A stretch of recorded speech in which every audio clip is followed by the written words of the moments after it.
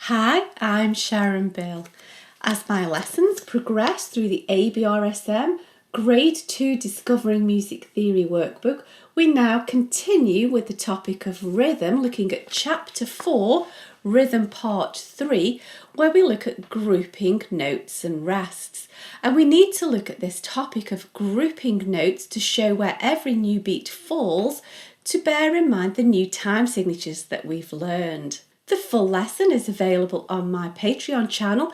If you visit patreon.com/Sharon Bill, you'll find everything you need to know right there. And you can find links to this lesson in the cards and in the description box below. Just after this short little video, you can see sample examples of this lesson to show you how I lead you step by step to help you to understand every single exercise. And once you feel ready to take your ABRSM Grade 2 Music Theory exam, I've written an exam technique guide, how to take your ABRSM Music Theory exam.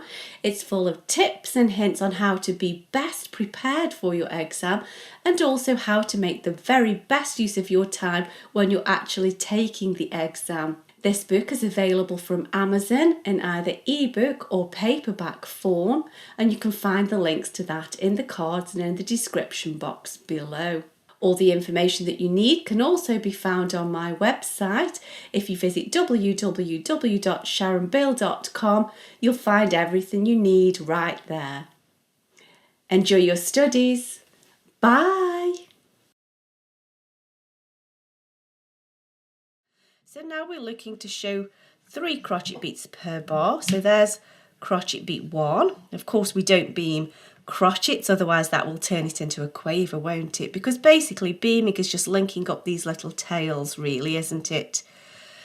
And then we know that 4 semiquavers equals 1 crotchet. If we just diagram that out, we know that a crotchet, just come down a little bit, divides into 2 quavers, and if we divide again, 1, 2, 3, 4 semiquavers, there is a crotchet beat. So 4 semiquavers, or we could think of it, if this helps your maths a little bit, there's a crotchet beat, 2 halves, 4 quarters of a beat makes a whole. So all of those give us beat 2, so we would need to group those together.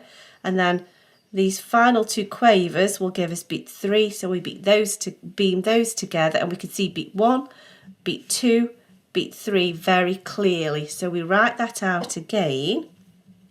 I'm keeping all of the notes aligned so that I know that everything's properly spaced, and also I'm not going to get lost and lose track of what notes I've written. Now I'm going to do the outside notes. This is just the way I do things. I just find it easier.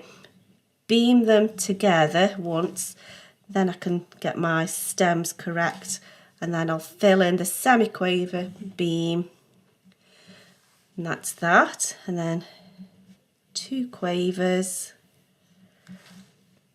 beam those.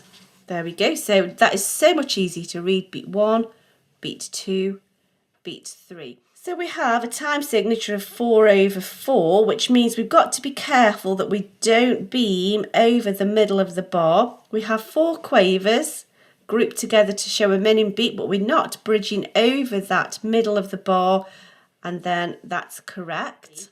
We are showing 3 quaver beats per bar, so we've got 3 beats per bar, each beat is a quaver. And so we need to show each new beat requiring a new rest. So here's beat 1. We've got to show beats 2 and beats 3. That does not do that. We need to show quaver, quaver. We can't just fill in the gap. We've got to show each new beat with a new rest. So that is incorrect.